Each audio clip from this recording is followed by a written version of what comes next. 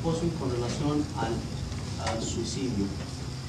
Antes de pasar a otra cosa, quisiera pasar la palabra al licenciado Roberto Vargas-Luna, quien en nombre de la dirección hará la declaración inaugural de estos trabajos.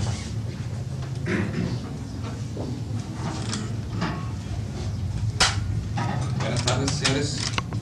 A nombre del señor director del Instituto de Ciencias Sociales y Administración, licenciado Carlos Silvera Saito, y demás autoridades de la propia institución, quiero dar a ustedes la más cordial bienvenida a estos trabajos de simposio sobre el suicidio. Igualmente queremos agradecer la presencia y colaboración de cada uno de los señores sustentantes, así como de los señores maestros comentaristas. Hay que dejar asentado la importancia que tiene la organización de estos eventos, que ponen de manifiesto el interés de los maestros, de los señores catedráticos de nuestro instituto. Igualmente, es de justicia reconocer el dinamismo que manifiestan los alumnos también de las distintas carreras de nuestra institución. En este caso, han sido los alumnos del 8º semestre de la carrera de licenciado en Derecho, que en unión del señor profesor doctor Hernán Cavazos, quienes han organizado estos trabajos. Me voy a permitir, a nombre del señor director, hacer la declaratoria inaugural de estos trabajos. Hoy, siendo las 17:30 del día 15 de marzo de 1979, declaro formalmente inaugurados los trabajos del simposio sobre suicidio, que contemplará sus diferentes aspectos médico, psiquiátrico, sociológico, filosófico y jurídico. Muchas gracias, señor.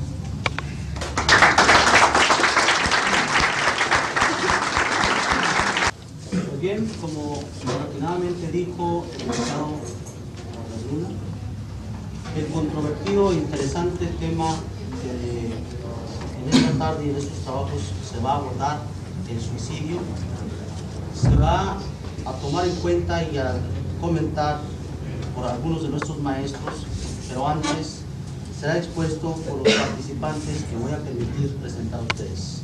En primer orden tenemos al doctor Oscar Madrid, quien hablará del suicidio en relación con el infante o suicidio infantil. El doctor Oscar Madrid es médico pediatra, catedrático de nuestra institución en el Instituto de Ciencias Biomédicas. En segundo término tenemos a la licenciada Jamie Lynn Orson, quien hablará de los aspectos sociológicos del suicidio. La licenciada Orson es investigadora de la Dirección General de Investigaciones y Estudios Superiores de nuestra institución. Enseguida tendremos al presbítero Jesús Lozoya, quien también es catedrático del Seminario Regional de nuestra ciudad. Hablará en relación con la filosofía del suicidio. En siguiente término tenemos al licenciado Jorge Alberto Silva, también catedrático del Instituto de Ciencias Sociales y Administración de nuestra querida institución, y abordará el tema relacionado con los aspectos jurídicos del suicidio. Y por último, tenemos al organizador en parte de este evento, maestro catedrático de nuestro instituto y de Ciencias Biomédicas, de esta institución universitaria, el doctor Hernán Cavazos Hermosillo, quien les hablará respecto a las generalidades médico-legales del suicidio. Por otro lado, tenemos, disculpen,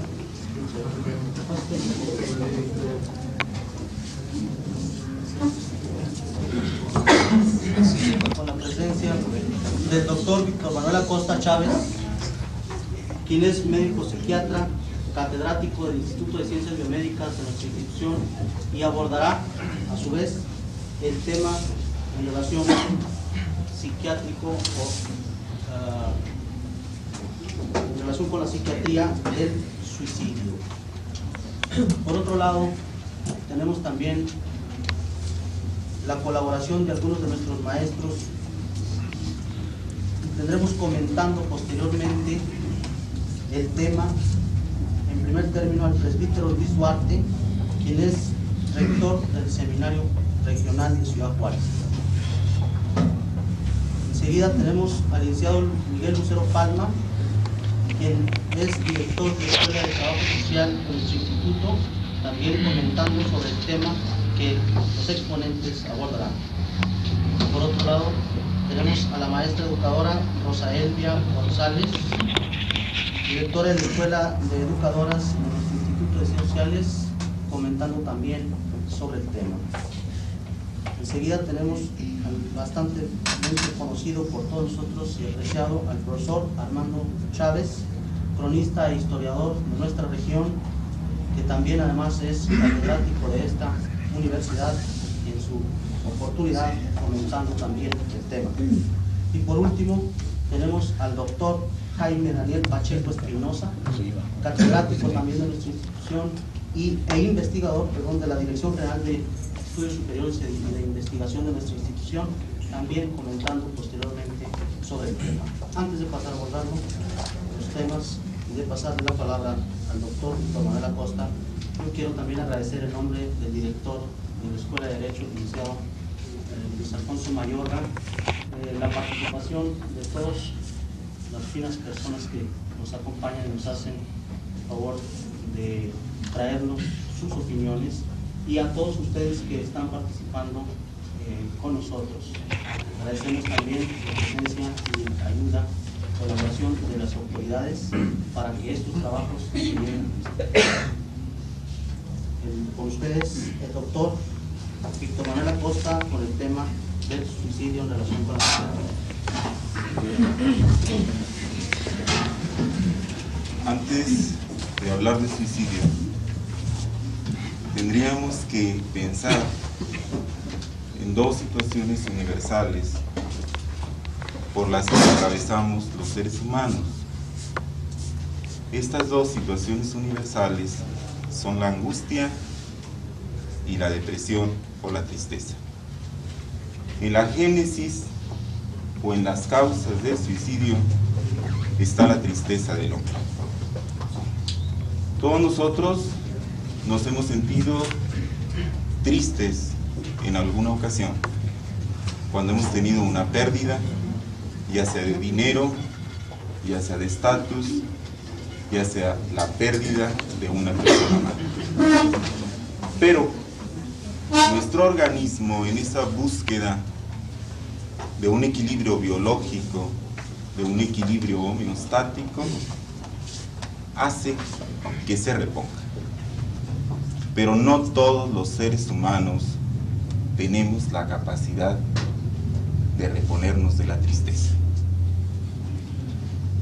El suicidio es la máxima autodestrucción humana. Es la presencia de una culpa persecutoria en el pensamiento del hombre. El suicida,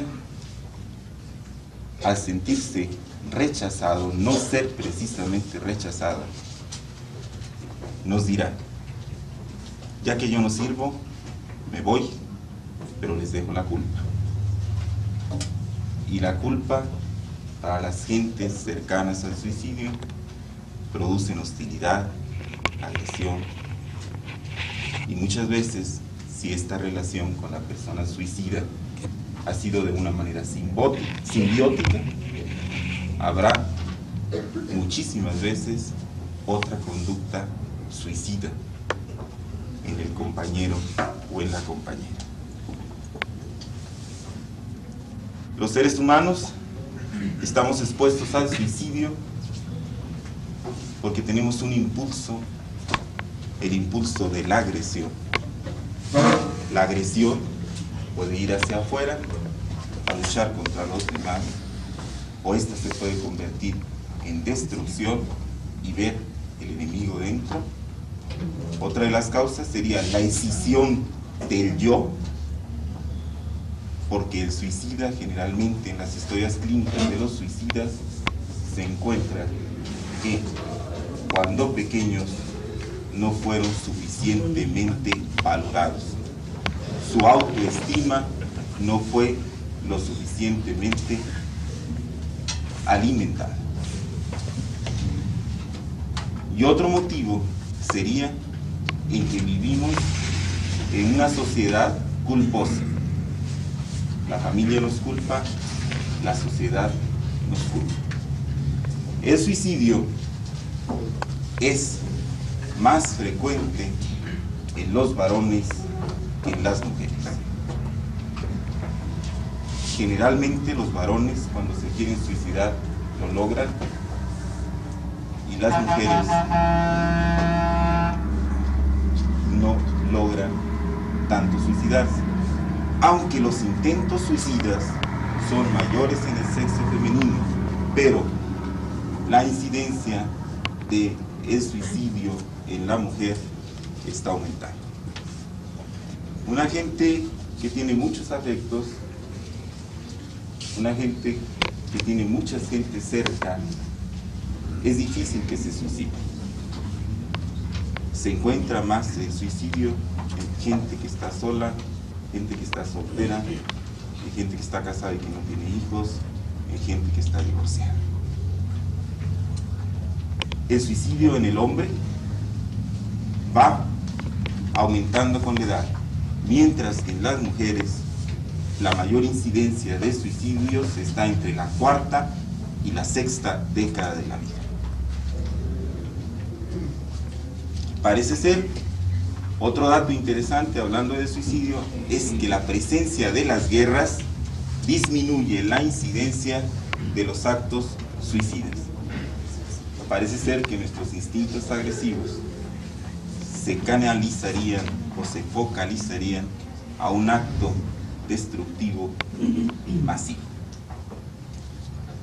El suicida es una gente que sufre mucho. Es una gente que se enfrenta ante una situación superyoica. Se puede entender el superyo como una conciencia moral muy rígida. Nuestra conciencia moral o nuestras conductas superyoicas las hemos introyectado de nuestros padres. El suicida siempre tendrá una sensación de fracaso. Tendríamos que reflexionar que en los intentos suicidas se gana muchas veces algo, la famosa ganancia secundaria. O sea, el suicida se encuentra en un dilema, en una ambivalencia, el querer destruirse y el querer no destruirse. Muchas veces ya es el intento suicida el que nos está diciendo: aquí estoy, ayúdame, necesito ayuda. Pero el paciente que se va a suicidar también tiene mucha dificultad para pedir ayuda por estas instancias superyoicas que le dicen: tú no debes pedir ayuda. Por orgullo no piden ayuda. El paciente suicida se encuentra en una situación, insisto, de soledad. El acto suicida tiene en sí implicado una conducta psicótica, una conducta que se aparta de la realidad. Tendríamos que ver dentro de estas generalidades cómo la guerra también puede ser un acto suicida. Antes del advenimiento del átomo, del advenimiento de la bomba atómica, nuestras partes malas del yo las echábamos hacia el enemigo. Entonces podríamos destruir, fantasiosamente hablando, nuestras partes malas en el enemigo. Pero la tecnología nos pone en el dilema de que ahora nuestras partes buenas y nuestras partes malas, las que depositaríamos en el país con el que estuviéramos en guerra, están amenazados de ser destruidos. Se calcula que de 6 deprimidos, 1 se suicida. Y es alarmante cómo el suicidio entre jóvenes estudiantes ha ido en aumento. En los Estados Unidos, una de las causas es la exigencia universitaria, la competitividad y la pérdida de objetos amados y las dificultades en la identidad sexual. En el niño, eso lo van a oír ustedes después, también ha aumentado la frecuencia. Es difícil detectar cuando un paciente verdaderamente se va a suicidar, pero aunque el intento sea manipulatorio para obtener una ganancia secundaria, nosotros debemos estar pendientes de que no se cometa un acto suicida. Muchas gracias.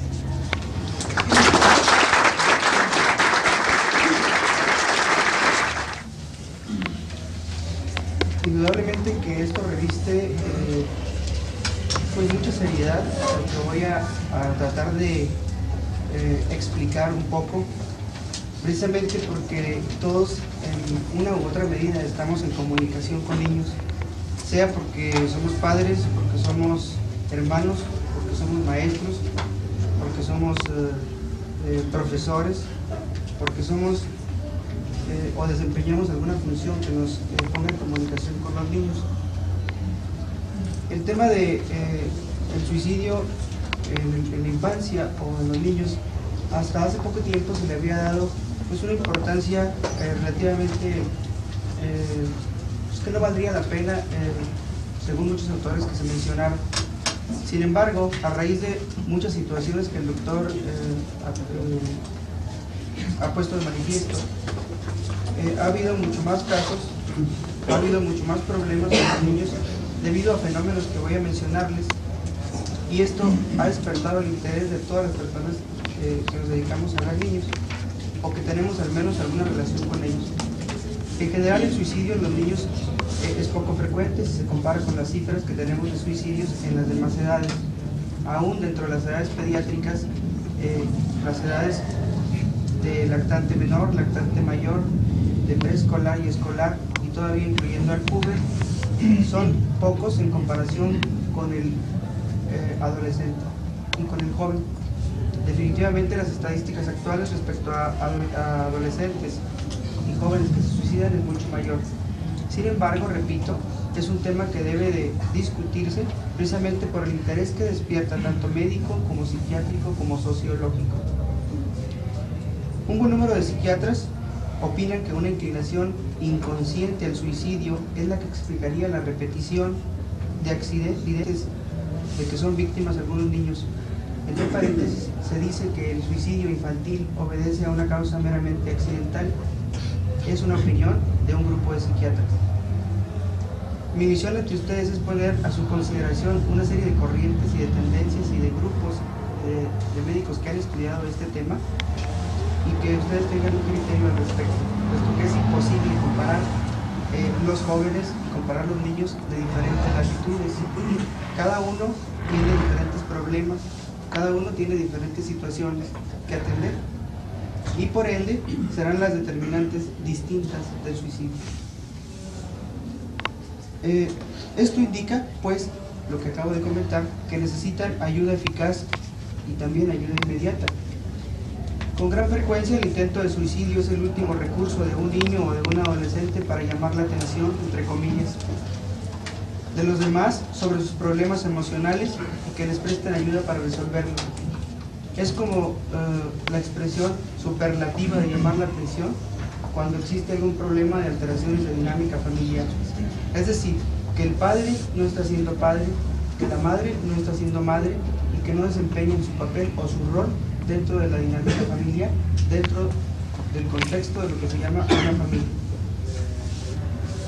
Aún la más leve amenaza de suicidio representa una grave advertencia y no debe de pasarse por alto por ninguno de los adultos que existan en una familia. Esto no significa que el niño sea un suicida o un suicida en potencia, solo porque afirme entre lágrimas que se quitará la vida. En todos estos casos el pequeño está de momento encolerizado y resentido. La cólera y el resentimiento son cosas que van indistintamente con todo tipo de niños. Y se consuela al pensar en la pena que todos experimentarían si él muriera después de haberlo tratado mal. Sin embargo, es preciso escuchar con atención la amenaza del niño.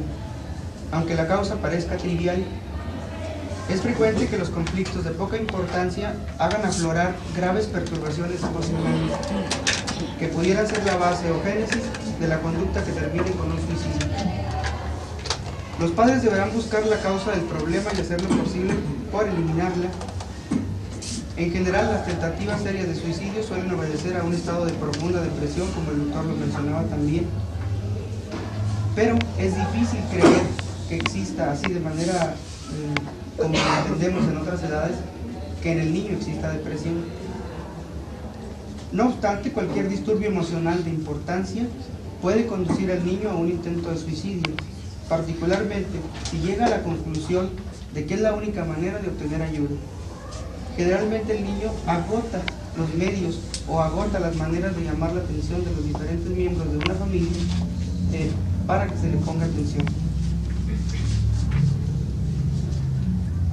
Se han hecho muchos análisis, muchos ensayos respecto a si realmente existe un periodo presuicida o algún síndrome o algún grupo de datos que nos indique a las personas mayores el pensar si el niño se suicida o no, o si tiene una tendencia suicida o no.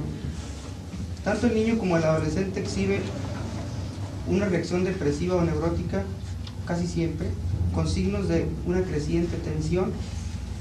Esta tensión puede manifestarse con inquietud, con ansiedad, con perturbaciones del sueño, con el simple hecho de comerse las uñas, una creciente irritabilidad y un exceso de sensibilidad. Algunos casos muestran deterioro de la conducta social, no conformes en la escuela o el trabajo que desempeñan, ausentismos, descuido de su higiene personal y otros casos, quizá ya hablando de púberes, de alcoholismo o de inicio de drogadicción. Ninguno de estos síntomas es lo bastante específico, como ustedes deben de entender, como para ser de utilidad particular para la predicción de un intento de suicidio, puesto que todos podemos decir que algunos de nuestros hijos o niños que habitan nuestras familias tienen algún dato de estos. La única lección que podemos extraer de esto es que las personas que tenemos a nuestro cargo, a nuestro cuidado, niños o adolescentes, entre los que ya dije se incluye educadores, médicos, oficiales, maestros, etc., y los mismos padres, deberán prestar mayor atención a los signos de inadaptación a las exigencias sociales, educacionales y ocupacionales, y ofrecer un mayor apoyo y supervisión cuando se perciba una exacerbación de los síntomas de tensión. Y repito y recalco: apoyo y supervisión, comunicación, diálogo con el niño. Los intentos de suicidio estuvieron asociados con muchos tipos de trastornos de la personalidad en las series o en los estudios que hemos revisado. Infantiles, psicopáticos e histéricos, neurosis, subnormalidad mental, depresiones, alucinaciones y esquizofrenias son algunos de los estados o de alteraciones de la personalidad que se han ligado al suicidio. Los factores precipitantes fueron también múltiples, incluyendo las dificultades con los padres, problemas escolares, especialmente el temor a fracasar en exámenes, algunas frustraciones amorosas, hablando de niños un poco mayores, embarazo, quizá aquí esté entrando en terreno de adolescencia, pero es difícil separarlo, dificultades de adaptación al servicio militar obligatorio y otros. Lo anterior es el resultado de un estudio de 1.727 pacientes infantiles y adolescentes que intentaron suicidarse durante un periodo comprendido en 5 años, y el resultado fue el siguiente: 4 veces más mujeres que varones son los suicidas, hablando de niños y adolescentes. Los varones que lograron su intento fueron 2 veces más numerosos que las hembras. Los varones utilizan con más frecuencia los métodos llamados activos y agresivos, tales como ahorcarse, saltar de grandes alturas, dispararse un tiro, mientras que las mujeres utilizaron métodos más pasivos, y menos peligrosos, sí, por menos peligrosos entre comillas, ¿verdad?, tales como la ingestión de píldoras. Los varones demostraron tener trastornos mentales más serios, mientras que las mujeres a menudo obraron impulsivamente cuando sufren de una frustración amorosa o es producto de enojo, cólera o disgustos varios en el hogar o con sus padres o hermanos. En otros trabajos dan interés a lo que han llamado las alucinaciones, y de estas las auditivas como una cosa muy importante. Varios de los niños referían escuchar, oír voces que los instaban a matarse. Entre esas voces se dijo de ellos mismos, que eran de ellos mismos, de su maestro, de su madre, de su padre y en ocasiones ya muertos. La asociación que debemos hacer aquí es precisamente que este tipo de niños en el estudio resultó ser producto de hogares desintegrados, de madres solteras, o bien de un hogar en el cual el padre y la madre no estaban desempeñando su rol de padre y de madre y permitiendo la identificación de todos los órdenes del niño con ellos. Se asoció además el hecho de que muchos pacientes que oían voz masculina o femenina eran producto de lo que les decía, de fijaciones o frustraciones desde su infancia con relación a sus padres. En el niño se pueden encontrar también algunos equivalentes depresivos. Dije ahorita que es difícil entender un estado depresivo como tal en un niño.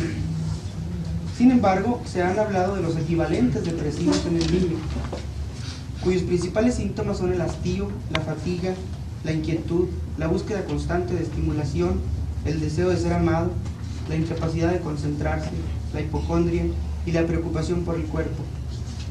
La actuación y la negación son frecuentes en niños y adolescentes y a menudo escapan de sus problemas en un intento de evadirse de la horrible y devaluante imagen que tienen de sí mismos. La frenética actuación sexual que a menudo se observa en los adolescentes es con frecuencia un intento de escapar de una depresión subyacente que existe en realidad.